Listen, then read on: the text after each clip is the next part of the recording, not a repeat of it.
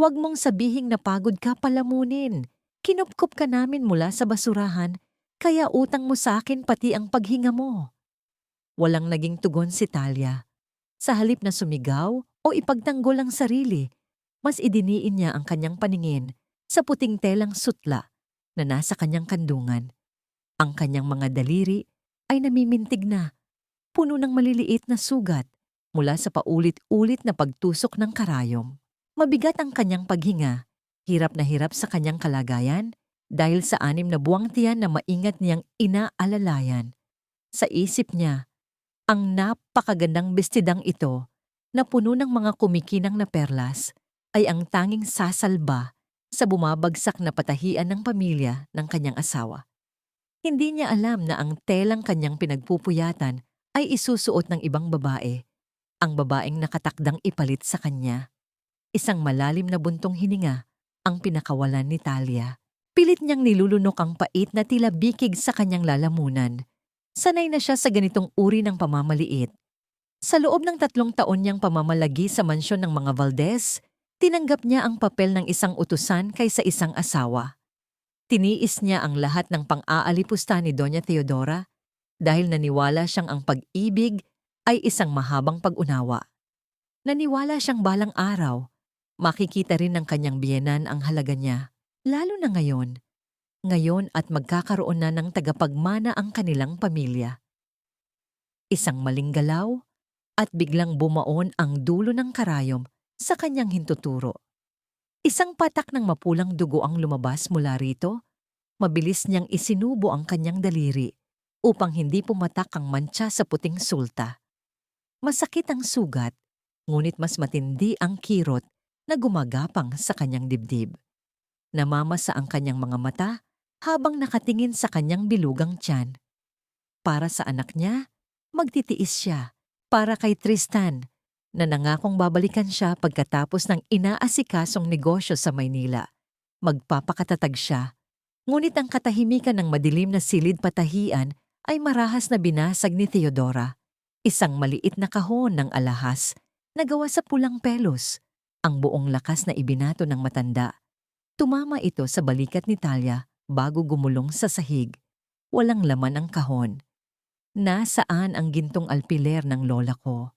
Nasaan ang pamanang alahas ng pamilya namin? Magnanakaw. Nanggagalaiti at nanlilisik ang mga mata ni Teodora habang dinuduro ang manugang. Nabitawan ni Talia ang tinatahing damit. Nanginginig ang kanyang mga kamay na idinapos sa kanyang tiyan bilang proteksyon habang umuurong ang kanyang katawan sa takot. Ma, ano pong sinasabi niyo? Wala po akong kinukuhang kahit na ano.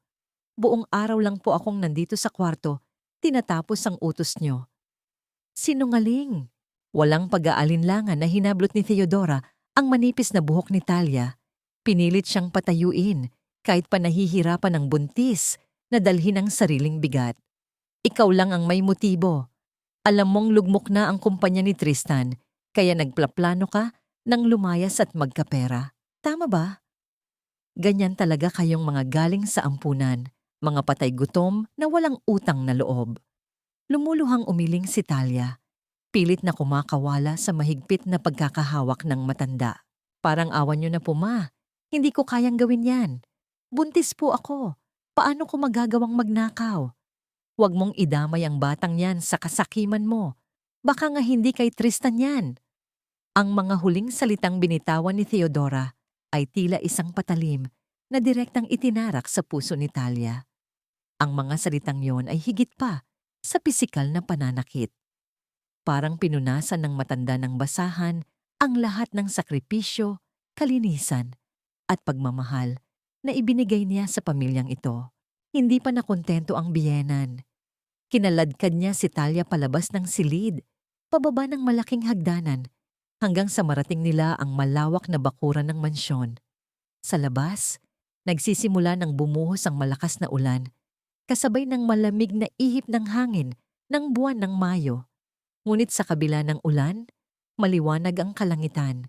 Nagkukulay pula, berde at ginto ang mga ulap dahil sa mga naglalakihang pailaw para sa kapistahan ng San Isidro. Ang mga taong bayan na nagdidiwang sa kalsada ay unti-unting napalingon sa tarangkahan ng mga Valdez. Tingnan niyo ang babaeng ito! Anunsyo ni Theodora sa mga nag-uusyosong kapitbahay na nakapayong sa labas ng gate. Ang babaeng pinakain ko, binihisan ko, at tinanggap sa pamamahay ko, isa palang ahas. Ninakaw niya ang pinakamahalagang kayamanan ng pamilya namin. Nabasa ng malamig na ulan ang manipis na duster ni Talia. Nangangatog ang kanyang buong katawan. Hindi dahil sa lamig, kundi dahil sa matinding kahihiyan. Ang mga mapanghusgang tingin ng mga tao ay tila mga sulo na unti-unting sumusunog sa kanyang pagkatao. Gusto niyang sumigaw, gusto niyang ipagtanggol ang sarili, ngunit bago pa man siya makapagsalita, isang matinding tulak mula kay Theodora ang nagpatumba sa kanya. Hindi nakabalanse si Talia. Bumagsak siya ng patagilid sa magaspang at basang semento ng bakuran. Isang nakakabinging katahimikan ang bumalot sa isipan ni Talia. Sa pagbagsak na yon, tila huminto ang pag-ikot ng mundo. Wala siyang naramdamang sakit sa kanyang mga galos. Ang tanging naramdaman niya ay ang isang matalim, nakakapasong hapdi sa ibabang bahagi ng kanyang tiyan. Isang kirot na tila pilit na pinupunit ang kanyang sinapupunan mula sa loob. Napasinghap siya, habol ang hininga. Dahan-dahan niyang ibinaba ang kanyang nanginginig na kamay patungo sa kanyang mga hita. Sa ilalim ng liwanag ng mga nakasabit na parol ng pista, nakita niya ang isang likidong madilim na unti-unting humahalo sa malinaw na tubig ng ulan. Dugo. Ang kanyang dugo. Ang dugo ng kanyang anak. Anak ko. Garalgal at halos walang boses na usal ni Talia. Namimilipit siya sa sakit, pilit na iniyayakap ang sariling mga braso sa kanyang tiyan upang pigilan ang pagkawala ng buhay na nasa loob nito. Tumayo lamang si Theodora sa di kalayuan. Pinapanood siyang magdusa habang nagpapayong ang isang kasambahay para sa kanya. Walang bahid ng awa sa mukha ng matanda. Tila ba tinitingnan lamang nito ang isang insekto na napatay sa daan. Walang sino man sa mga kapitbahay ang naglakas loob na pumasok upang tumulong, takot sa kapangyarihan at impluensya ng Donya. Nanlalabo na ang paningin ni Talia. Pakiramdam niya ay unti-unting hinihigop ang kanyang lakas pababa sa malamig na lupa. Sa gitna ng kanyang paghihingalo, isang matandang kanta ang kusang lumabas sa kanyang mga nanginginig na labi. Isang oyayi na madalas awitin ng mga ina upang patahanin ang kanilang mga sanggol. Ili-ili, tulog anay, wala rito, ang iyong nanay. Ang bawat linya ng kanta ay sinasabayan ng kanyang mga hikbi. Isang napakasakit na idinulot ng kawalan nang magawa ng isang inang hindi man lang nabigyan ng pagkakataong masilayan ang mangiti ng kanyang anghel. Hinihiling niya na sana ay panaginip lamang ang lahat. Sana ay magising siya at maramdamang sumisipa pa ang sanggol sa kanyang tiyan. Sa pagitan ng kanyang pag-iyak, isang pamilyar na itim na sasakyan ang pumarada sa tapat ng tarangkahan. Bumukas ang pinto at iniluwan nito ang lalaking pinakamamahal niya. Si Tristan. Parang nakakita ng liwanag sa gitna ng kadiliman si Talia. Inabot niya ang kanyang nanginginig at duguwa ang kamay patungo sa direksyon ng kanyang asawa. Tristan, tulungan mo ako. Ang anak natin. Huminto sa paglalakad si Tristan. Tiningnan niya ang nakabulagta at dugo ang asawa sa gitna ng ulan. Tiningnan niya ang kanyang inang si Theodora na nagbigay sa kanya ng isang makahulugang senyas ng pag-iling. Imbes na tumakbo, lumuhod at yakapin ang asawang nag-aagaw buhay. Unti-unting ibinaba ni Tristan ang kanyang paningin. Walang emosyon, walang luha. Tumalikod siya, naglakad papasok ng mansyon at tuluyang iniwan si Talia sa labas. Kasabay ng pagtalikod na yon ay ang mabigat at malakas na pagsasara ng malaking tarangkahan na gawa sa bakal. Tuluyan na siyang ikinulong sa labas ng buhay na inakala niyang kanyang tahanan. Unti-unting pumikit ang mga mata ni Talia. Bago tuluyang lamunin ng dilim ang kanyang kamalayan, sa isang madilim na eskinita, hindi kalayuan sa bakuran, isang mabilis na pagkislap ng liwanag ang kanyang naaninag. Isang liwanag na nagmula sa lente ng isang kamera. May isang taong nakatayo sa dilim, tahimik na pinapanood at itinatala ang lahat ng nangyari. Sa pagkawala ng huling hibla ng kanyang lakas, isang katanungan ang umalingaw-ngaw sa isip ng kaawa-awang babae. Paano nga ba nagagawang halimaw ng mga taong minsan mong tinawag na anghel? Ang amoy ng gamot at matapang na kemikal ang unang sumalubong sa kamalayan ni Talia nang imulat niya ang kanyang mga mata. Puti ang kisame, malamig ang simoy ng hangin mula sa lumang bentilador at manhid ang kanyang buong katawan. Ngunit ang pinakamatinding lamig ay nagmumula sa kanyang sinapupunan. Dinapaan niya ng kanyang nanginginig na kamay ang kanyang tiyan. Wala na ang umbok. Wala na ang pintig ng buhay na naging dahilan ng kanyang pagtitiis sa loob ng maraming buwan. Isang malalim at mabigat na paghinga ang pinakawalan ng doktor na nakatayo sa paanan ng kanyang kama bago dahan-dahang ipinaliwanag ang katotohanang tuluyang wawasak sa kanyang pagkababae. Hindi lamang niya naiwala ang kanyang anak sa gabing iyon ng kapistahan, kundi pati na rin ang kakayahang magdalang tao muli. Ang matinding pinsala at trauma ay nag-iwan ng permanenteng peklat na kailanman ay hindi na magbibigay ng buhay. Wala ni isang luha ang pumatak mula sa mga mata ni Talia. Tila ba naubos na ang lahat ng likido sa kanyang katawan nang iwan siya sa gitna ng ulan. Ang natira na lamang ay isang malawak at madilim na kawalan sa kanyang dibdib. Sa gitna ng kanyang pagtulala, bumukas ang pinto ng silid. Ang pamilyar na yabag ng mga sapatos na gawa sa mamahaling balat ay umagaw sa kanyang atensyon. Si Tristan, ang lalaking pinangakuan niya ng walang hanggang pag-ibig sa harap ng altar. Ang lalaking tinalikuran siya habang nag-aagaw buhay siya sa malamig na semento. Magulo ang buhok nito at pilit na ginagawang kaawa-awa ang sariling mukha. Umaasa ang isang bahagi ng isip ni Talia na lalapit ito, yayakapin siya, at hihingi ng tawad sa pagkawala ng kanilang anak. Ngunit walang yakap na dumating. Sa halip, isang puting sobre ang inilapag nito sa ibabaw ng kanyang kumot. Tiningnan ni Tristan ang asawa gamit ang mga matang puno ng pagmamakaawa, ngunit hindi para kay Talia, kundi para sa sarili nito. Umupo ito sa gilid ng kama at nagsalita sa tunong, tila siya ang pinakabiktimang tao sa buong mundo. Patawad, Talia, pero kailangan kong gawin ito. Panimula ng lalaki habang pilit na kinukuha ang malamig na kamay ng asawa. Pabagsak na ang kumpanya ni Mama. Wala na kaming pera. Kailangan kong pakasalan si Clarice para isalba ang pamilya namin. Naiintindihan mo naman ako, di ba? Kung talagang mahal mo ako, palalayain mo ako. Gawin mo to para sa akin, para sa pagmamahal natin. Ang bawat salita ni Tristan ay tila mga lasong unti-unting kumakalat sa ugat ni Talia. Tinitigan niya ang lalaking nasa kanyang harapan. Ito ba ang taong ipinagtanggol niya sa kanyang sariling mga pangarap? Ito ba ang lalaking naging dahilan kung bakit niya tiniis ang pagiging alipin ng sarili niyang biyenan?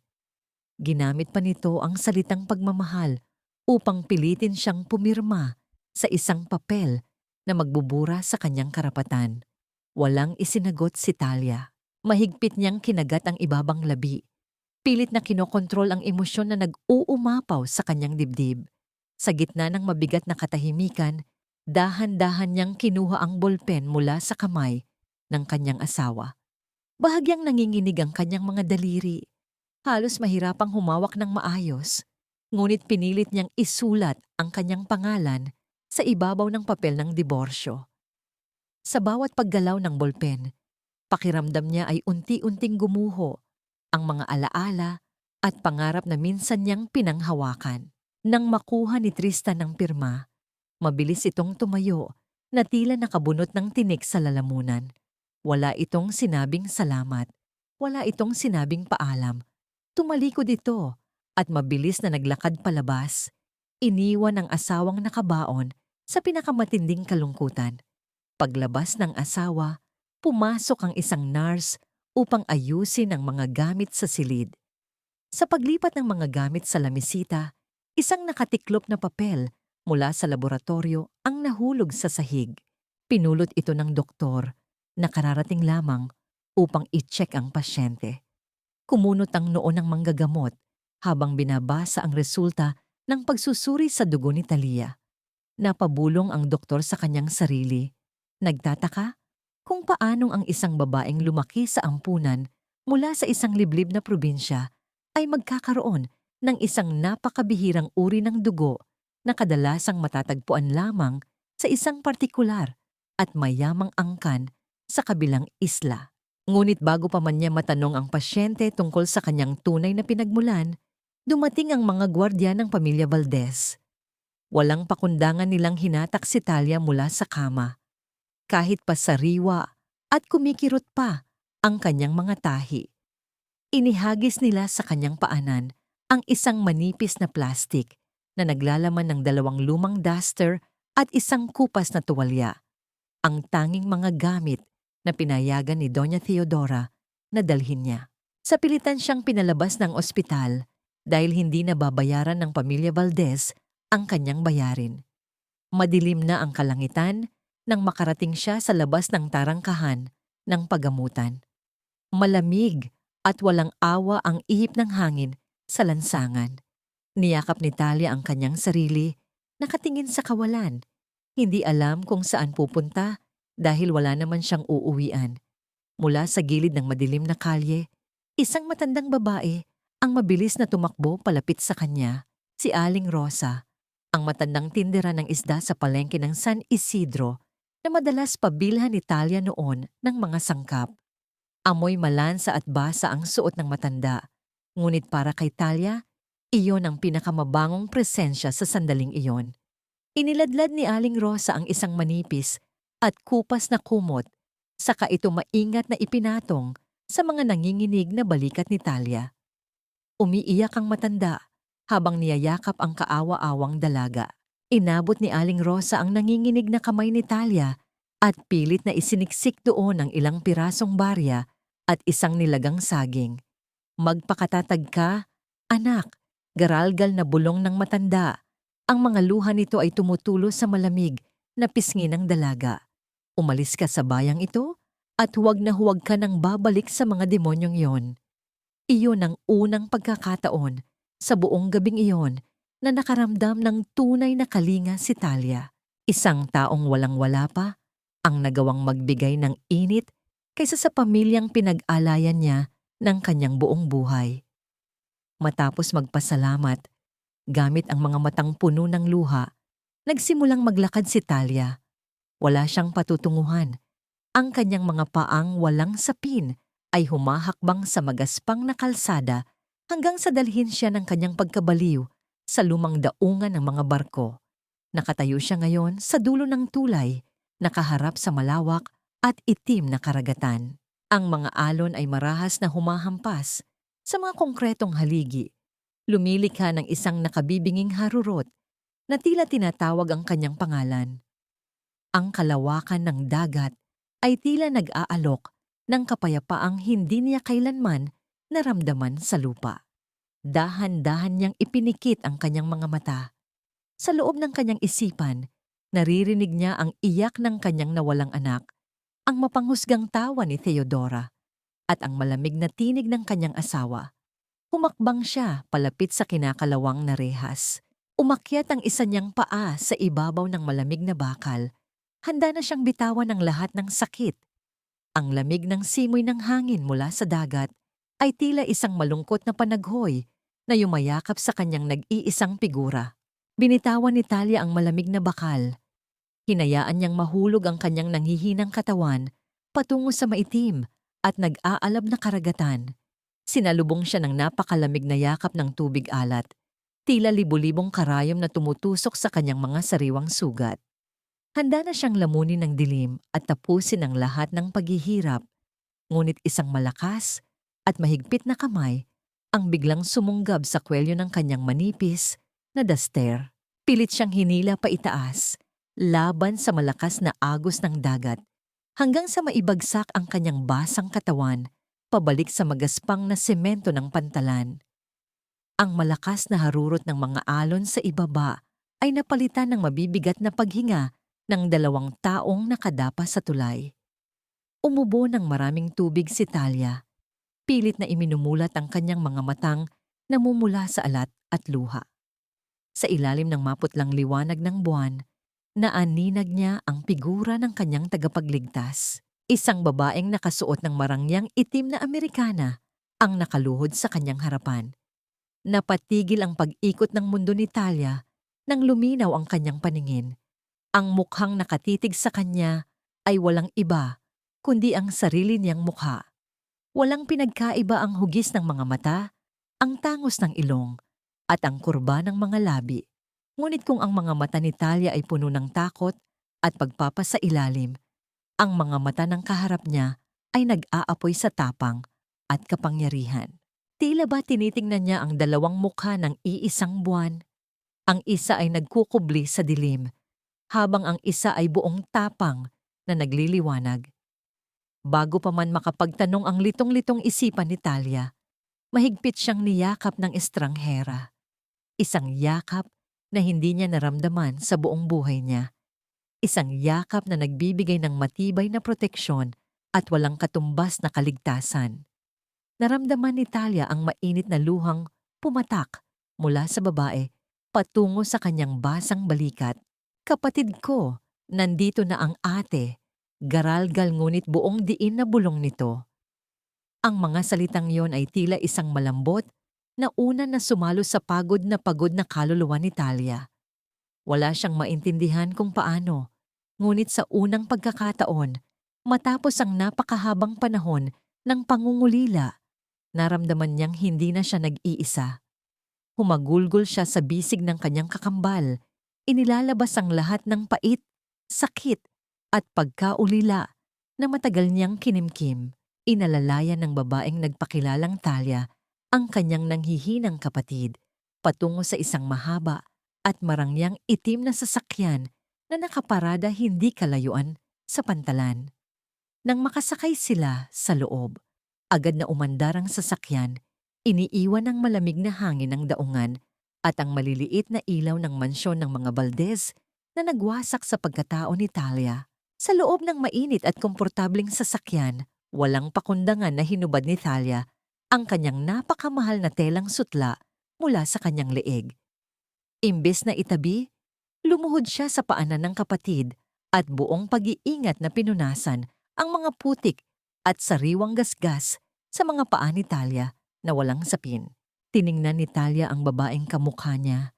Lumuluha dahil hindi siya makapaniwala na may isang taong handang ibaba ang sariling dangal upang arugain ang isang tulad niyang itinuring na basurahan ng lahat. Nang matiyak na nakasandal, ng maayos at nakabalot sa malambot na kumot ang kapatid, bumalik si Talia sa kanyang upuan at kinuha ang isang makapal na folder mula sa tabi. Binuklat niya ito at tumambad ang isang lumang litratong kuha pa noong 25 taon na ang nakararaan. Sa malabong larawan, makikita si Doña Teodora na may iniaabot na makapal na sobrang naglalaman ng salapi sa isang pamilyar na lalaking may malaking peklat sa mukha. Nagtiim ang mga bagang ni Talia. Ang mga taong naghati sa kanilang magkapatid at sumira sa kinabukasan ni Talia ay kailangang magbayad ng doble. Tiniyak niya sa kanyang sarili na ibabagsak niya ang imperyong itinayo ng mga Valdez mula sa panlilinlang, hindi gamit ang dahas, kundi sa pamamagitan ng pagpaloob sa kanila sa isang impyernong sila mismo ang gumawa. Ngunit ang tahimik na pagpaplano ni Talia ay biglang naputol nang magsimulang manginig ng matindi ang buong katawan ni Talia. Tumirik ang mga mata ng kaawa-awang babae at nagsimula siyang magsalita nang wala sa sarili. Ibalik niyo ang anak ko, maawa kayo, tulungan niyo ang anak ko. Paulit-ulit niyang usal habang nakikipagbuno sa hangin. Tila nakikita ang mga demonyo ng nakaraan na patuloy na bumabagabag sa kanyang isipan. Mabilis na tumaas ang kanyang lagnat, dulot ng matinding trauma at impeksyon mula sa pagkakabagsak sa ulan at sa pag-alon ng malamig na dagat. Nataranta si Talia, mahigpit niyang niyakap ang nagwawalang kapatid upang hindi ito masaktan. Sa gitna ng matinding pag-aalala at takot na tuluyang mawala ang kapatid na ngayon lamang niya nahanap, sumigaw siya sa kanyang tsuper na bilisan ang pagpapatakbo patungo sa pinakamalapit na pribadong pagamutan. Ang tahimik na kalsada ay napuno ng tensyon, habang ang madilim na paligid ay unti-unting nilamon ng mabilis na pagkislap ng matitingkad na pulang ilaw mula sa sasakyang pang-emerhensya na kanilang sinalubong.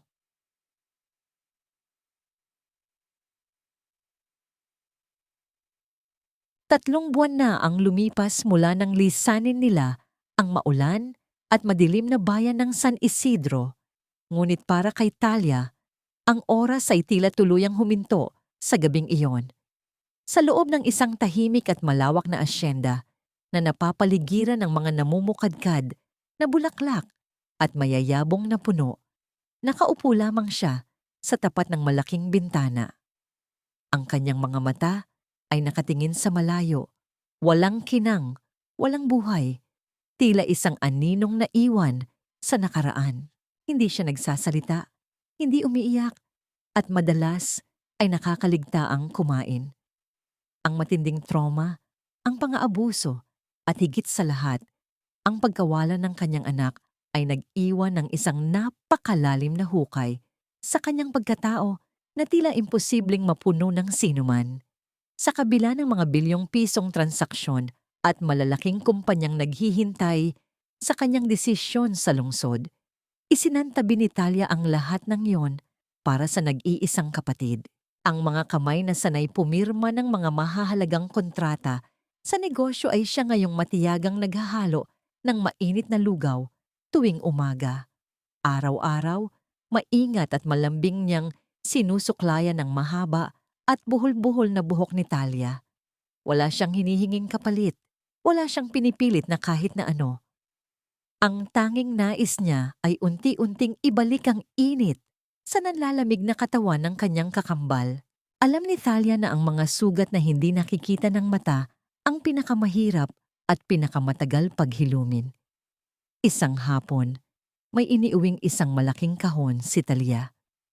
Mula rito ay inilabas niya ang isang lumang makinang panahi na yari sa matibay na bakal, kasama ang mga pinakamalambot at pinakamamahaling telang sutla na kanyang binili. Tahimik niya itong ipinwesto sa isang sulok ng kwarto ni Talia, malapit sa bintana kung saan madalas itong nakatulala. Hindi niya sinabihan ng kapatid na manahi. Inilagay lamang niya roon ang mga kagamitan bilang isang tahimik na paalala ng dating buhay at pambihirang talento nitong pilit ibinaon at inabuso ng mga taong nanakit sa kanya. Pagsapit ng hating gabi, nang ang buong asyenda ay binalot ng matinding katahimikan at ang tanging gumagalaw ay ang malamig na simoy ng hangin na yumayakap sa mga puno. Isang kakaibang puwersa ang nagpatayo kay Talia mula sa kanyang kama. Tila siya ay naglalakad sa gitna ng isang panaginip.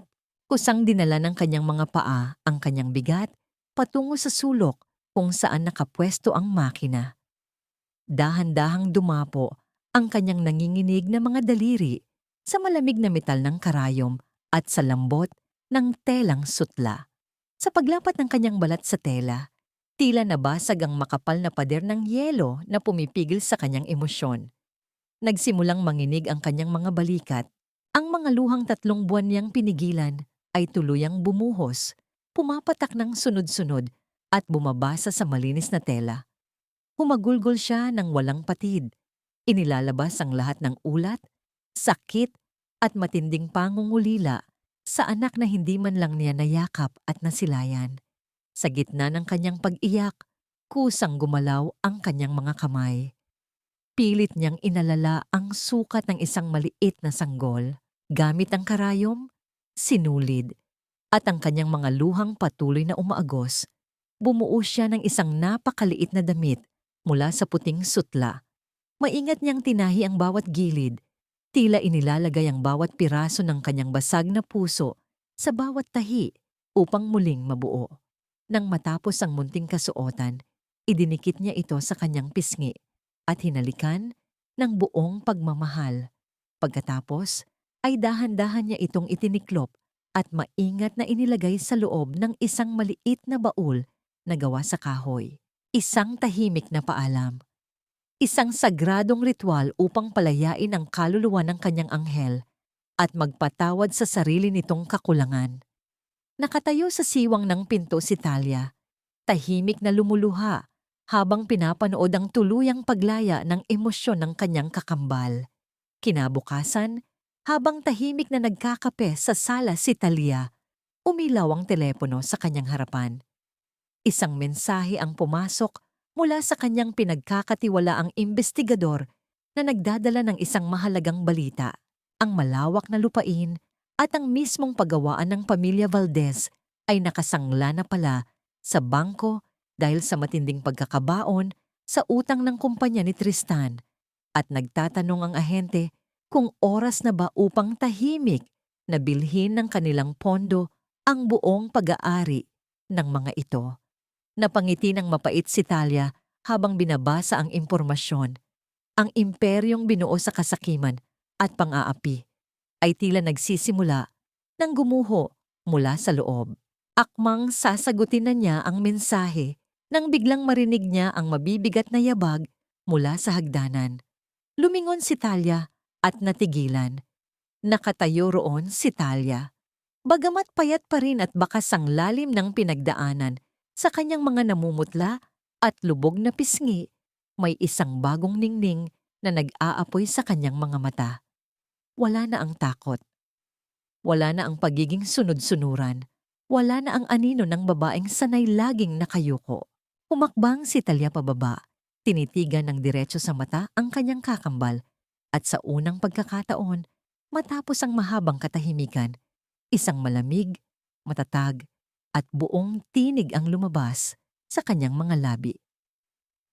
Ate, turuan mo akong lumaban. Ang matapang na pahayag na yon ay sumabay sa unang sinag ng araw na tumagos mula sa malaking bintana. Pilit na hinahawi ang natitirang anino ng madilim na gabi.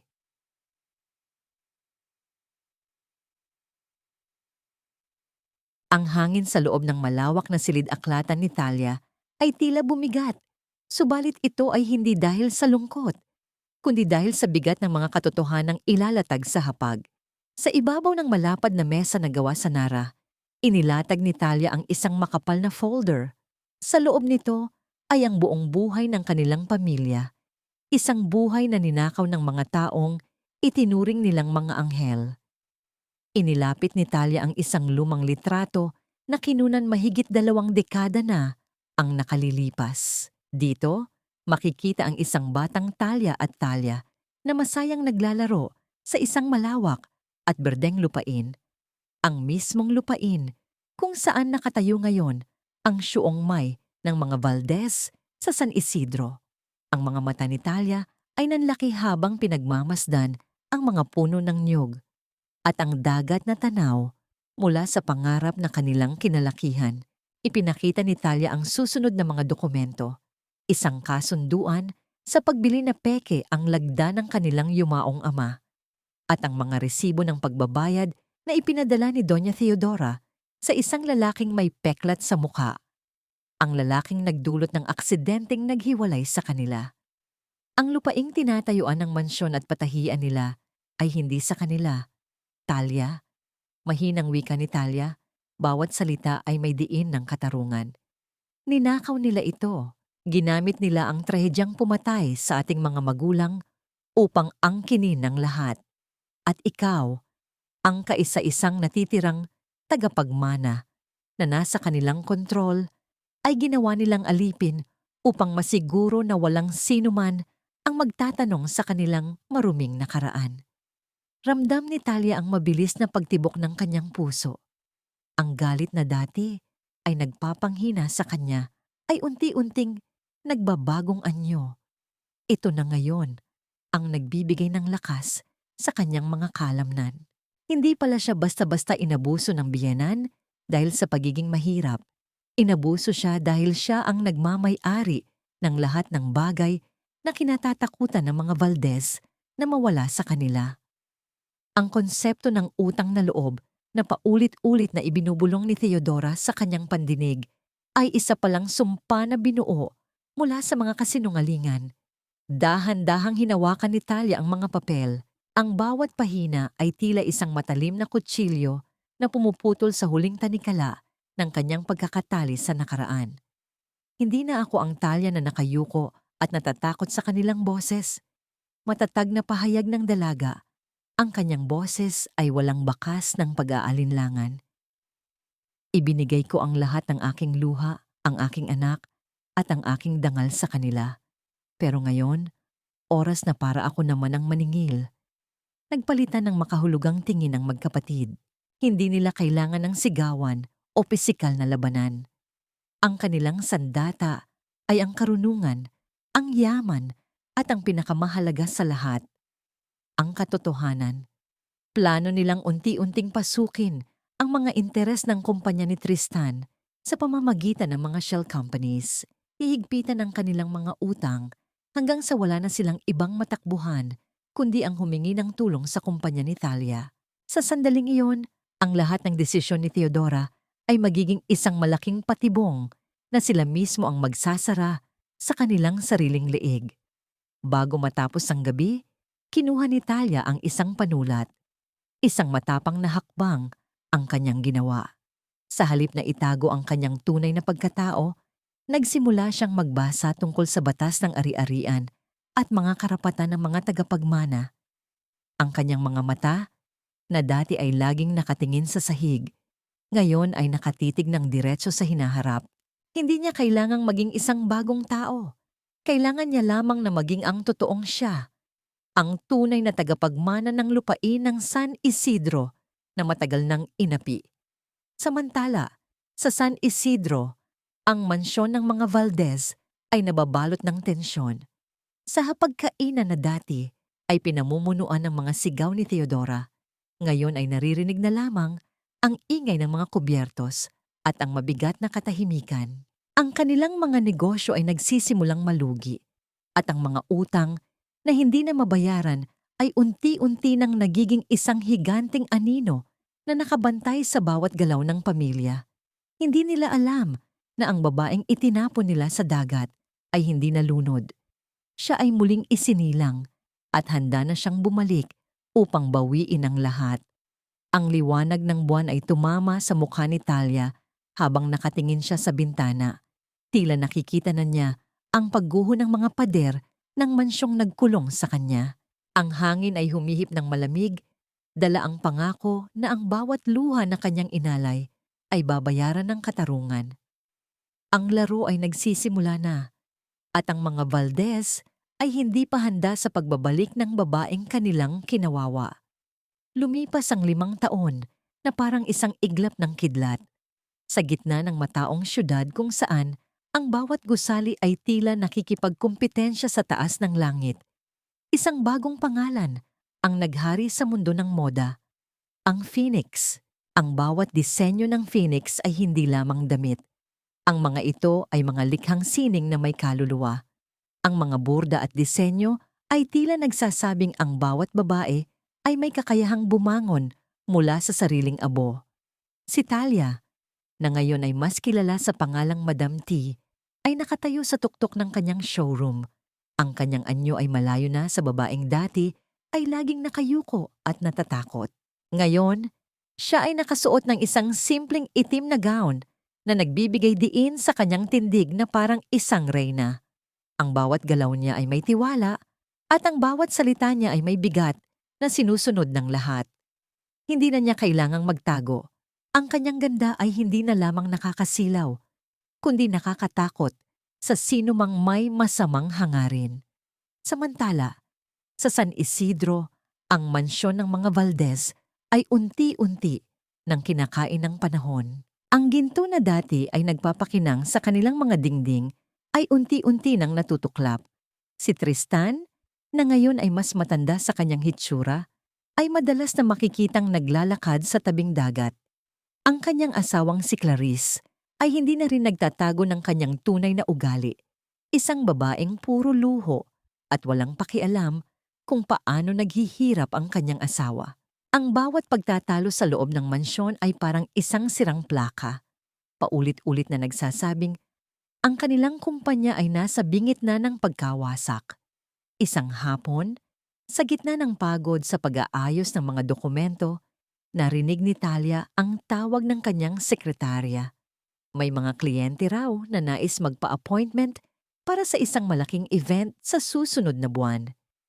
Hindi na nag-atubili si Talia. Ang bawat client ay isang potensyal na pagkakataon upang ipakilala ang kanyang husay. Madam T, nandito na ang mga Valdez. Sila raw ang mag-oorganisa ng gala para sa kanilang anibersaryo. Wika ng kanyang sekretarya na may halong pag-aalinlangan. Napatigil si Talia sa kanyang ginagawa. Ang pangalang Valdez ay tila isang mitsa na nagpabaga sa kanyang damdamin. Dahan-dahan niyang inayos ang kanyang suot na manipis na silk veil na tumatakip sa kanyang mukha. Ang pagkakataong matagal niyang hinintay ay dumating na sa kanyang pintuan. Hindi niya kailangang maghanap. Ang mga taong sumira sa kanyang buhay ang mismong naglakad patungo sa kanyang bitag. Papasukin mo sila. Kalmado at malamig na utos ni Talia. Ang bawat salita ay parang yelo na tumatago sa katahimikan ng silid. Pumasok sa showroom ang tatlong tao na dati ay naghari sa kanyang mundo. Si Doña Teodora, na ngayon ay halatang matanda na at pagod. Si Tristan, na may malalim na bakas ng pagsisisi sa kanyang mga mata. At si Clarice, na nakataas ang kilay habang nililibot ang tingin sa mga mamahaling damit. Walang ideya ang mga ito na ang babaeng nasa harapan nila, ang may-ari ng tanyag na Phoenix, ay ang parehong babaeng tinapon nila sa ulan 5 taon na ang nakalilipas. Naramdaman ni Talia ang pamilyar na kaba sa kanyang dibdib, ngunit mabilis niya itong pinakalma. Sumagi sa isip niya ang maliit na damit na maingat niyang itinago sa loob ng baul. Isang paalala ng dahilan kung bakit niya tiniis ang lahat. Ang bawat paghihirap, bawat luhang pinigil, at bawat gabing hindi siya nakatulog dahil sa sakit ay tila unti-unti nang nagkakaroon ng kahulugan.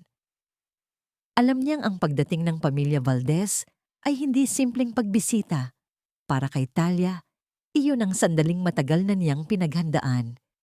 Dahan-dahan siyang tumayo at hinarap sila. Kalmado ang anyo, ngunit matatag ang kanyang mga mata. Ang kanyang mga mata, kahit nakatago sa likod ng manipis na lambong, ay tila mga palaso na nakatutok sa puso ng bawat isa sa kanila. Ang laro ng tadhana ay nagsisimula na, at ang bawat yugto ay magiging isang yugto ng pagbabayad ng kanilang mga utang na matagal na nilang kailangang bayaran.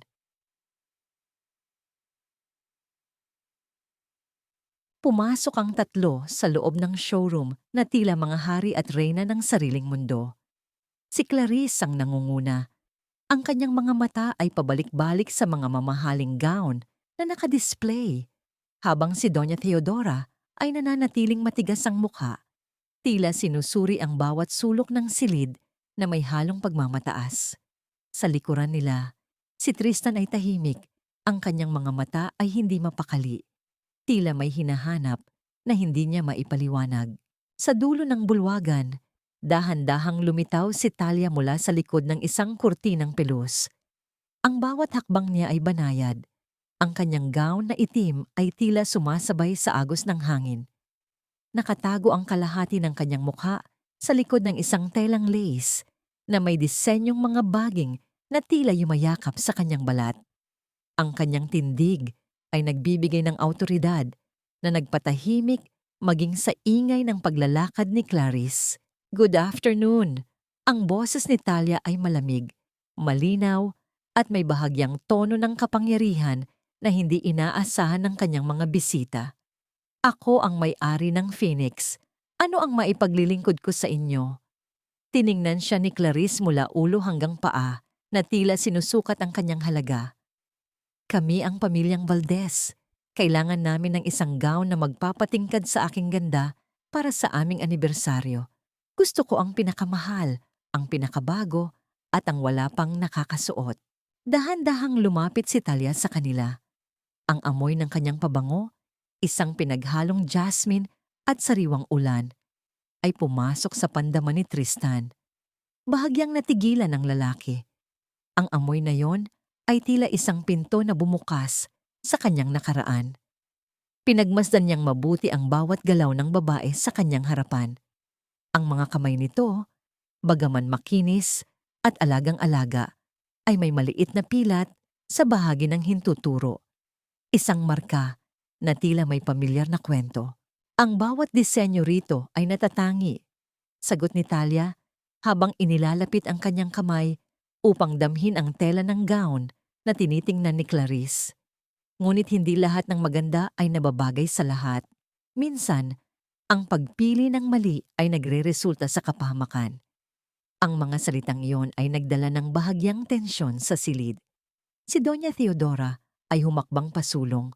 Ang kanyang mga mata ay nanliit sa pagsusuri. Ang lakas ng loob mong magbigay ng payo, Madam T. Hindi mo ba alam kung sino ang kinakausap mo? Kami ang mga Valdez. Alam ko kung sino kayo, sagot ni Talia. Ang kanyang mga mata ay hindi kumukurap sa ilalim ng lambong. Ngunit sa loob ng aking showroom, ang tanging kilala ko ay ang mga taong handang magbayad para sa kanilang mga hangarin. Habang abala si Clarissa sa pagpili ng kulay, hindi mapakali si Tristan. Lumapit siya ng bahagya kay Talia.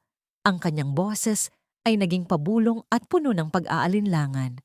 Madam, may pamilyar sa inyong boses. Hindi ba tayo nagkita na noon? Tila ang inyong tindig ay...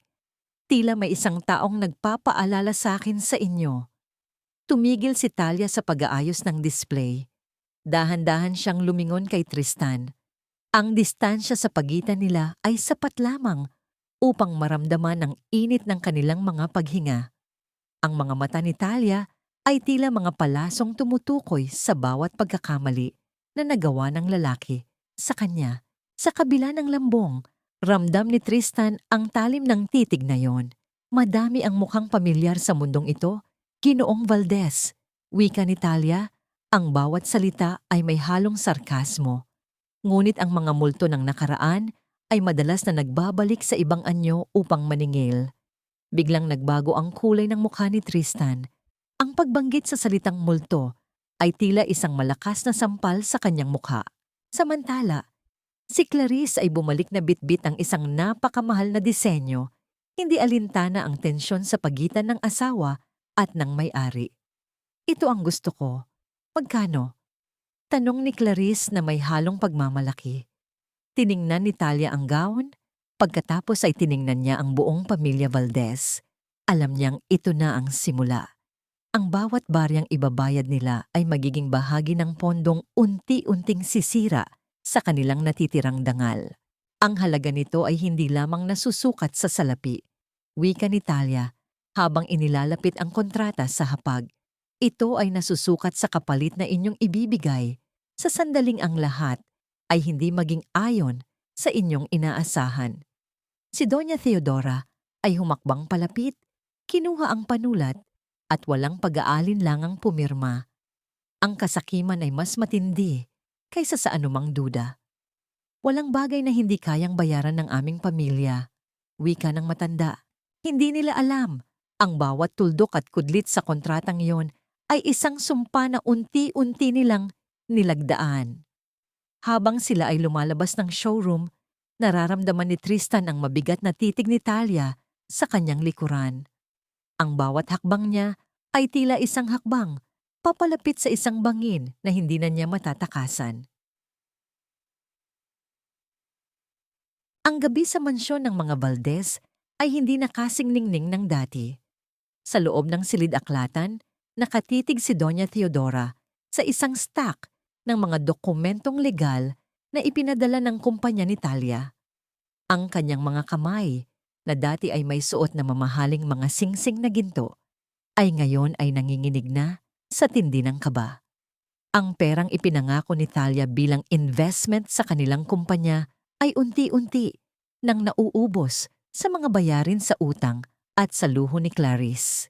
Hindi ko maintindihan, Tristan. Sigaw ng matanda habang itinuturo ang mga numero sa report. Bakit ang laki ng kinakaltas na interes?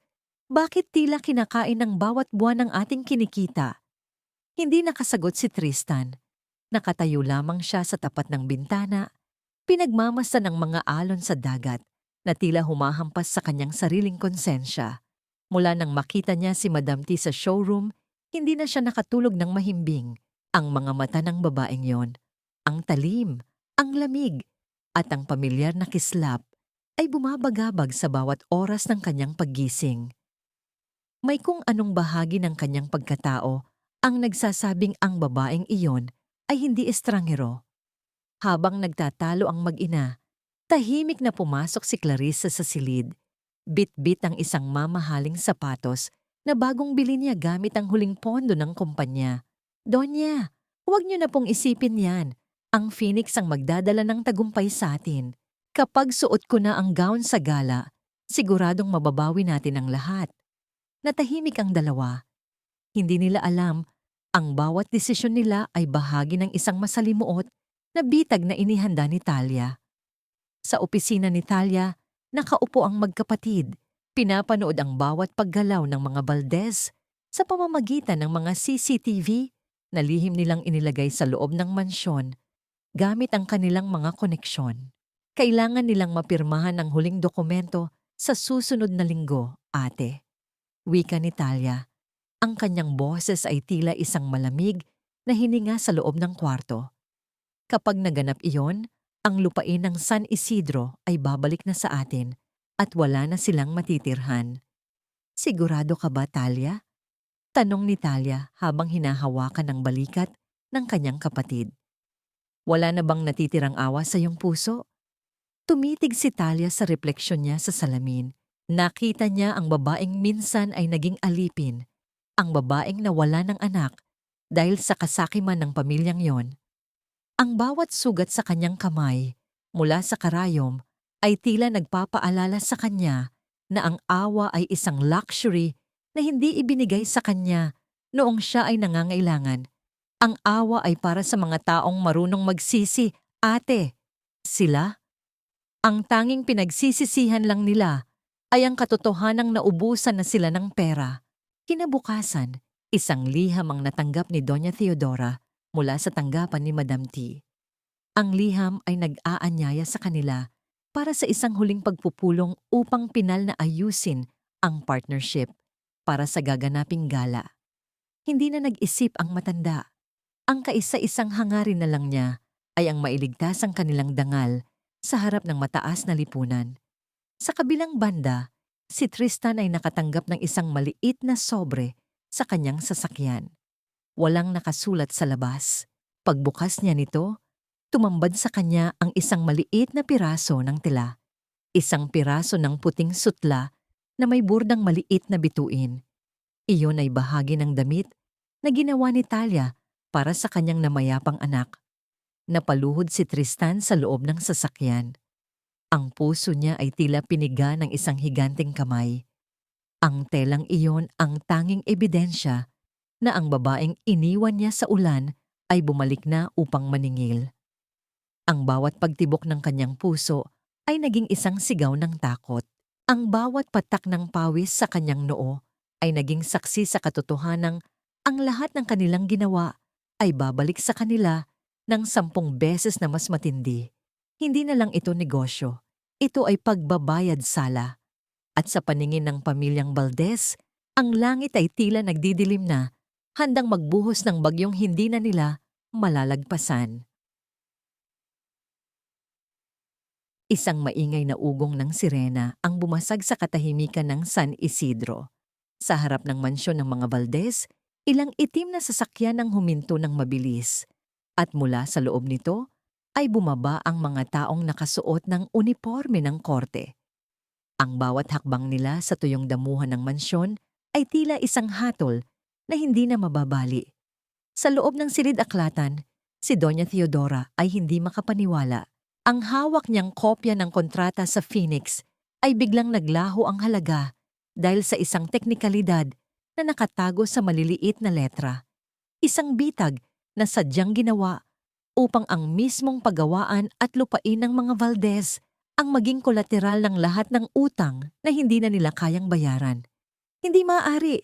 Bayad ang lahat ng ito. Sigaw ni Theodora habang pinagbabato ang mga gamit sa kanyang mesa. Ang kanyang boses ay garalgal, ang kanyang mukha ay namumutla, at ang kanyang mga mata ay nanlilisik sa galit. Hindi siya pinansin ng mga opisyal. Inilabas nila ang mga dokumentong nagpapatunay sa mga transaksyong ilegal na ginawa ng matanda noon. Ang paggamit ng huwad na pirma ng mga magulang ni Natalia at Talia at ang pagpapadala ng salapi sa taong may peklat na siyang naganap na krimen sa kanilang pamilya. Ang bawat dokumento ay may tatak ng katotohanan na matagal nang ibinaon sa limot. Sa kabilang banda, si Tristan ay nakaupo sa sahig ng kanyang kwarto. Ang kanyang mga mata ay nakapako sa maliliit na piraso ng puting sutla na kanyang hawak. Ang mga alaala ng gabi ng pista, ang ulan, ang dugo ni Talia, ang kanyang sariling pagtalikod ay bumabalik sa kanya na tila isang pelikulang hindi niya ma-off. Ang pagsisisi ay hindi na sapat. Ang lahat ng ito ay naging isang sumpa na bumabalot sa bawat pintig ng kanyang puso. Biglang bumukas ang pinto ng mansyon. Pumasok ang isang babaeng nakasuot ng puting suit, si Talia. Ang kanyang boses ay kalmado, matatag at punong-puno ng awtoridad na ikinanginig ng mga Valdez. Hindi na kailangan ng sigawan. Ang presensya niya ay sapat na upang gumuho ang lahat ng natitirang kapalaluan ng pamilyang yon. Doña Theodora, tawag ni Talia sa matanda. Ang lupain na ito ay hindi kailanman naging sa inyo. Ito ay sa aking mga magulang. At ngayon, ito ay bumabalik na sa tunay nitong may-ari. Si Clarice, na nakarinig ng kaguluhan, ay mabilis na bumaba ng hagdan bitbit ang mga alahas na natira. Hindi kami aalis dito. Sino ka ba para mag-utos? Sigaw niya. Ngunit nang makita niya ang mga pulis sa likuran ni Talia, ang kanyang lakas ng loob ay agad na naglaho. Binitiwan niya ang kanyang mga gamit. Ang mga alahas ay nagkalat sa sahig na tila mga basyong bote. Hinarap ni Talia si Tristan. Ang lalaking dati ay nagbigay ng lahat ng sakit sa kanya ay nakayuko, hindi makatingin ng diretso sa kanyang mga mata. Tristan, wika ni Talia, ang kanyang tono ay may halong dahan-dahang pag-unawa, isang uri ng awa na masakit pa sa anumang insulto. Binigyan mo ako ng impyerno at akala ko ay doon na ako mabubulok, pero salamat sa iyo, natututunan kong tumayo sa sarili kong mga paa. Sa isang iglap, kinuha ng mga opisyal si Theodora. Ang matanda ay patuloy na sumisigaw, nagmamakaawa at nagbabanta hanggang sa ang kanyang tinig ay unti-unting lumayo at tuluyang lamunin ng ingay ng mga sasakyang pangpulis. Si Clarice ay mabilis na naglakad palayo. Iniiwan ang mansyon at si Tristan. Hangad lamang ay iligtas ang sariling balat. Naiwan si Tristan sa gitna ng sala, napapalibutan ng mga basag na gamit at mga dokumentong nagsasabing wala na siyang matitirhan. Tiningnan niya si Talia sa huling pagkakataon. Walang galit sa mga mata ng babae. Tanging kapayapaan na lamang ang nakikita niya. Iyon ang pinakamalaking parusa para kay Tristan, ang malaman na hindi na siya mahalaga sa babaeng minsan ay kinalimutan niya. Ang mansyon, na dating simbolo ng kanilang kapangyarihan, ay tila isang malaking libingan na lamang ng kanilang mga kasalanan. Lumabas si Talia, iniwan ang lahat ng sakit sa loob ng bahay na yon. Habang naglalakad siya patungo sa kanyang sasakyan, tumingin siya sa dagat. Ang araw ay nagsisimulang lumubog, nagbibigay ng gintong kulay sa kanyang paligid. Isang bagong simula na hindi na mabubura ng kahit anong dilim. Ang gabi ay tila bumabalot sa buong San Isidro, ngunit sa loob ng malaking bulwagan ng pinakamahal na hotel sa lungsod, ang lahat ay nagliliwanag. Ito ang gabi ng gala ng Phoenix, isang kaganapan kung saan ang bawat sikat na personalidad sa mundo ng negosyo at sining ay nagtipon-tipon. Ngunit sa likod ng mga mamahaling gown at champagne, ang hangin ay puno ng tensyon. Nakatayo si Talia sa itaas ng malawak na entablado, nakasuot ng isang simpleng white gown na gawa sa pinakamahusay na seda. Hindi na siya nagtatago sa ilalim ng lambong. Ang kanyang mukha ay nakalantad. Ang bawat linya ng kanyang mga mata ay nagpapakita ng lakas na hindi kailanman nagapi ng kahit anong pasakit. Sa kanyang tabi ay si Talia, na nakasuot ng isang pulang dress na sumisimbolo sa apoy na kanilang dinala upang tupukin ang mga kasinungalingan. Sa kabilang bahagi ng bulwagan, sa isang madilim na sulok, nakatayo si Doña Teodora, nakakalaya lamang matapos magpiyansa ng huling pagkakataon, at si Tristan na hitsurang hindi nakatulog ng ilang linggo. Ang kanilang mga damit ay luma at kupas. Sila ay mga anino sa gitna ng liwanag. Pumasok sila rito dala ang desperadong pag-asang makahingi ng pabor sa kumpanya ni Madam T. Hindi man lang alam na ang gala na ito ay ang huling yugto ng kanilang pagbagsak. Talia, sigaw ni Theodora nang makita niya ang kanyang dating manugang sa entablado. Ang kanyang boses ay nanginginig, hindi sa takot, kundi sa isang uri ng puot na hindi kayang lunukin ng kanyang pride. Impostora, ikaw ay alipin lamang. Hindi mo kami mapapahiya sa harap ng maraming tao. Tumigil ang musika. Ang lahat ng mata sa bulwagan ay tumingin sa direksyon ng matanda. Lumapit si Talia sa mikropono. Ang bawat hakbang niya ay tila paghakbang sa dulo ng isang matagal na digmaan. Doña Theodora, boses ni Talia, kalmado ngunit sapat upang marinig ng lahat sa bulwagan. Ang taong nasa harapan niyo ngayon ay hindi na ang aliping inyong inaapi.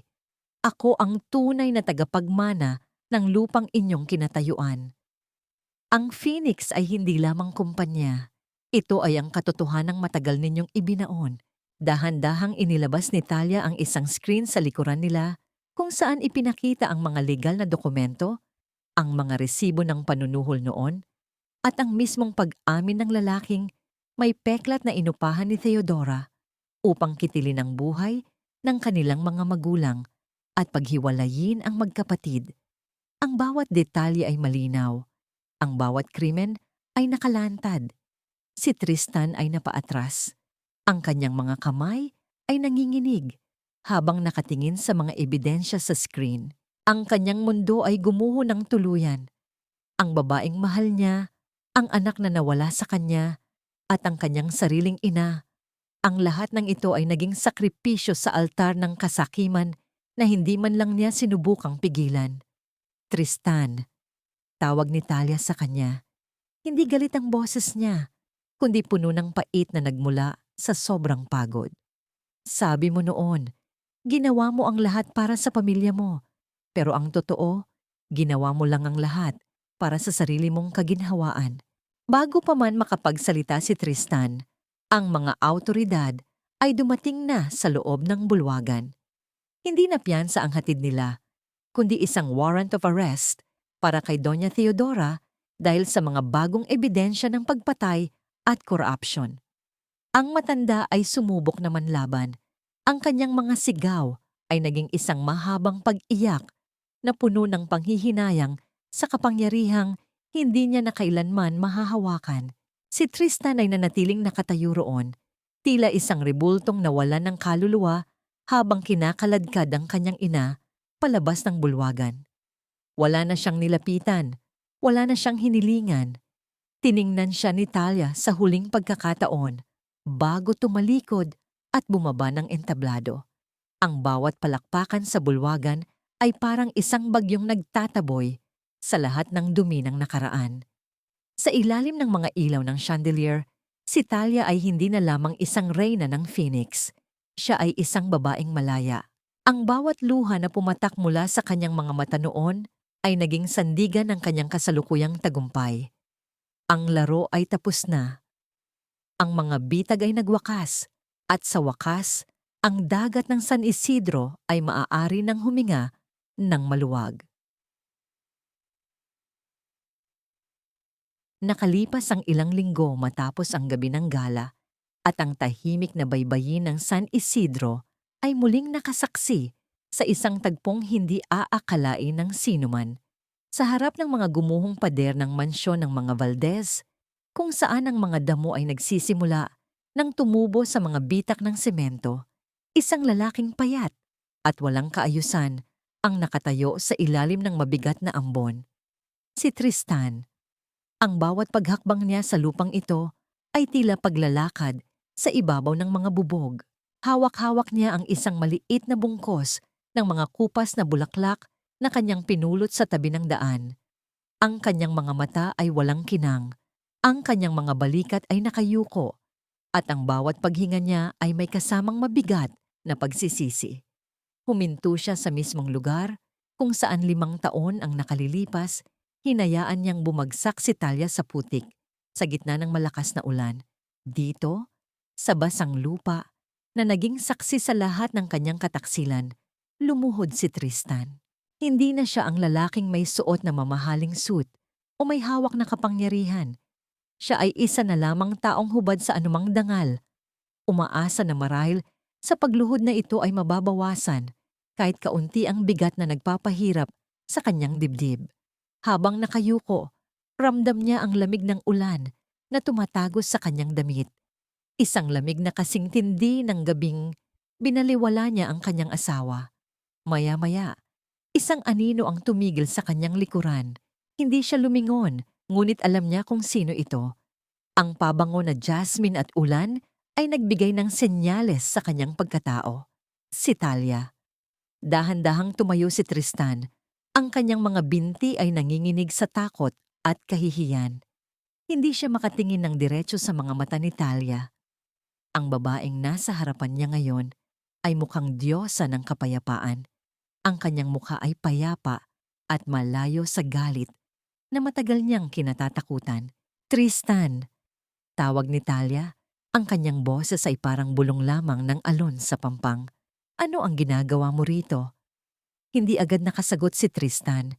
Pinilit niyang magsalita, ngunit ang kanyang lalamunan ay parang may nakabara. Hinihintay kita. Kahit alam kong hindi ka na darating. Gusto ko lang humingi ng tawad. Ang bawat salita ay bumubukal mula sa isang pusong matagal nang naghihirap sa pagsisisi. Hindi ko alam kung paano ko ibabalik ang lahat. Hindi ko alam kung paano ko mabubura ang mga sakit na idinulot ko sa iyo at sa ating anak. Tiningnan ni Talia ang lalaking minsan ay naging sentro ng kanyang mundo. Sa loob ng maraming taon, ang imahe ni Tristan ang naging multo na bumabagabag sa kanyang pagtulog.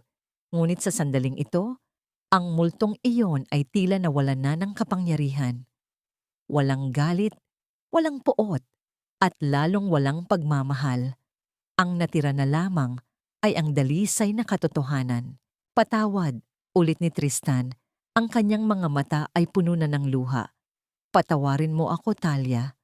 Dahan-dahang humakbang si Talia palapit kay Tristan. Kinuha niya ang isang payong mula sa kanyang kasama at dahan-dahang itinaas ito upang silungan ng lalaking nakaluhod sa ulan. Isang kilos ng habag. Hindi dahil sa siya ay nananatiling mahina, kundi dahil sa siya ay naging sapat na malakas upang maging mapagpatawad. Pinapatawad na kita, Tristan. Wika ni Talia, ang kanyang boses ay payapa at malaya. Hindi dahil karapat-dapat ka, at lalong hindi dahil sa gusto kong bumalik tayo sa dati. Pinatawad na kita para sa sarili ko, para sa kapayapaan ng aking puso, at para tuluyan na nating maiwan ang impyernong binuo natin dito. Tumigil ang pag-iyak ni Tristan. Ang pagpapatawad na yon ay hindi nagbigay sa kanya ng kaligayahan. Sa halip, nagbigay ito sa kanya ng isang mas matinding pag-unawa sa kanyang pagkukulang. Ang pagpapatawad ay isang pader na naghihiwalay sa kanila. Isang pader na nagsasabing hanggang dito na lamang ang kanilang kwento. Hindi na kita kailangan. Pagpapatuloy ni Talia, isang matamis, ngunit pinal na ngiti ang namutawi sa kanyang labi. At sa tingin ko, hindi mo na rin kailangan ang pag-ibig ko para mabuhay. Kailangan mo na lang harapin ang sarili mong pagbabayad sala. Tumalikod si Talia at muling naglakad patungo sa kanyang sasakyan. Hindi na siya lumingon pa. Iniwan niya si Tristan na nakatayo sa ilalim ng ulan Hawak ang payong na ibinigay ng babaeng kailanman ay hindi na niya maabot. Ang ulan ay patuloy na bumubuhos, nililinis ang lahat ng dumi ng nakaraan. At sa paglayo ng sasakyan, alam ni Tristan na ang kanyang buhay ay magiging isang mahabang pag-iisa habang si Talia ay patuloy na hahakbang patungo sa liwanag na siya mismo ang lumikha. 5 taon ang nakalipas mula nang tuluyang maglaho ang anino ng mga Valdez sa San Isidro. Ang dagat ay nananatiling saksi sa isang bagong yugto. Sa pampang kung saan dating dumanak ang luha at dugo, nakatayo na ngayon ang Lumina, isang sentrong pangkabuhayan na nagbibigay ng pagkakataon sa mga kababaihang dumanas ng pagsubok na tulad ni Talia. Ang bawat hibla ng tela at bawat tahi ng makinang panahi sa loob nito ay hindi lamang naglalabas ng kagandahan, kundi nagpapahiwatig ng kalayaan. Sa loob ng isang maliit na gazebo na tanaw ang malawak at asul na karagatan, nakaupo si Talia habang binabasa ang isang libro. Sa kanyang tabi ay ang kanyang kakambal na si Talia, na ngayon ay mas madalas na matatagpuan sa tabi niya kaysa sa loob ng malalaking opisina sa lungsod. Wala na ang tensyon, wala na ang pagmamadali. Ang tanging naririnig ay ang mahinang paghampas ng alon sa pampang at ang pag-awit ng mga ibon sa mga puno ng niyog. "Masaya ka ba, kapatid?" Mahinang tanong ni Talia habang pinagmamasdan ang mapayapang mukha ng kanyang kakambal. Dahan-dahang itinigil ni Talia ang pagbabasa. Tiningnan niya ang kanyang mga kamay. Ang mga kamay na dati ay puro sugat, ngunit ngayon ay malinis at puno ng buhay. Ngumiti siya ng matamis, isang ngiting hindi napilit at hindi na may bahid ng nakaraan. "Sa unang pagkakataon, ate, hindi ko na kailangang maghanap ng kaligayahan sa ibang tao. Ang katahimikang ito, ang pagpapatawad ko sa aking sarili, at ang pagtanggap sa lahat ng nangyari. Ito ang tunay na tagumpay na hindi kayang bilhin ng kahit anong yaman." Hindi na niya kinailangang maghanap ng hustisya sa pamamagitan ng paghihiganti. Ang hustisya ay dumating sa anyo ng isang mapayapang buhay na hindi na kayang galawin ng sinuman. Ang pagpapatawad niya kay Tristan at sa kanyang biyenan ay hindi isang kahinaan, kundi ang huling susi na nagbukas sa kulungan ng kanyang sariling puso. Ang kapayapaan na matagal niyang ipinagkait sa kanyang sarili ay narito na, ganap, dalisay at walang hanggan. Sa malayo, isang matandang babae ang nakangiting naglalakad patungo sa kanila. Bitbit ang isang basket ng sariwang isda. Si Aling Rosa. Ang matandang tumulong sa kanya sa gitna ng unos ay nananatiling bahagi ng kanyang mundo. Ang kanilang pagkakaibigan ay isang patunay na kahit sa gitna ng pinakamadilim na gabi, laging may isang maliit na liwanag na naghihintay na magbigay ng init. Sa kanyang huling pagtanaw sa karagatan, bago lumubog ang araw, nag-iwan si Talia ng isang tahimik na panalangin para sa munting anghel na nawala sa kanya. Hindi na yun panalangin ng pagdadalamhati, kundi isang pagkilala na ang bawat sakit ay may layunin at ang bawat pagkakamali ay may aral na nagdala sa kanya sa kinaroroonan niya ngayon. Ang kanyang kwento ay hindi natapos sa pagbagsak. Ito ay natapos sa pagbangon. Isang pagbangon na hindi na kailangan ng korona o titulo, kundi isang pusong malaya at mapayapa. Ang dagat ay patuloy na humahalik sa pampang, paulit-ulit na binubura ang mga bakas ng paa sa buhanginan. Tila nagsasabing ang nakaraan ay tapos na at ang bukas ay pag-aari na niya. Ang kirot ng kahapon ay naging tibay ng kasalukuyan at ang Talia na minsan ay itinuring na walang silbi ay siya na ngayong liwanag ng kanyang sariling mundo. Ang dagat ay patuloy na humahalik sa pampang, paulit-ulit na binubura ang mga bakas ng paa sa buhanginan. Tila nagsasabing ang nakaraan ay tapos na at ang bukas ay pag-aari na niya. Maraming salamat sa inyong paglalakbay, kasama ko sa kwento ni Natalia at Talia. Sa bawat kabanatang ating binaybay, ramdam ko ang inyong mga luha, ang inyong galit, at ang inyong pag-asa. Aminin ko, Isa sa pinakamabigat na sandali para sa akin ang isulat ang gabi ng kapistahan sa San Isidro. Ang gabi ng kawalan. Doon, nasubok ang aking puso kung hanggang saan ang kayang tiisin ng isang tao sa ngalan ng pagmamahal. Ngunit sa likod ng bawat sakit, ang kwentong ito ay isang paalala na ang bawat sugat ay may kaakibat na aral at ang bawat dilim ay laging sinusundan ng liwanag. Ang paglalakbay ni Talia ay hindi lamang kwento ng paghihiganti. Ito ay isang liham para sa bawat babaeng nakalimot na sa kanilang sariling halaga dahil sa bigat ng obligasyon at sakit ng pagtataksil. Gaya ng isang maliit na binhi na tumubo sa gitna ng tuyot na lupa. Ang pag-asa ay laging nahanahan sa mga pusong marunong magpatawad, hindi para sa iba, kundi para sa sariling kapayapaan. Ang tunay na lakas ay wala sa pagganti, kundi sa kakayahang humakbang palayo ng may ngiti sa labi. Kayo, mga kaibigan, sa inyong tingin, tama ba ang ginawa ni Talia na patawarin si Tristan sa huli? O dapat ba ay hinayaan na lamang niya ang lalaki sa kanyang pagsisisi? Nais ko sanang malaman ang inyong saloobin sa puntong ito. Salamat sa paglalaan ng inyong oras at sa pagbubukas ng inyong mga puso sa aming kwento. Kung kayo ay naantig o nakakita ng inspirasyon sa buhay ni Talia, sana ay huwag ninyong kalimutang mag-iwan ng komento, mag-like at i-share ang video na ito. Ang inyong suporta ay ang liwanag na nagbibigay buhay sa bawat kwentong aking isinusulat. Muli, maraming salamat at hanggang sa muli nating pagkikita sa panibagong paglalakbay ng damdamin.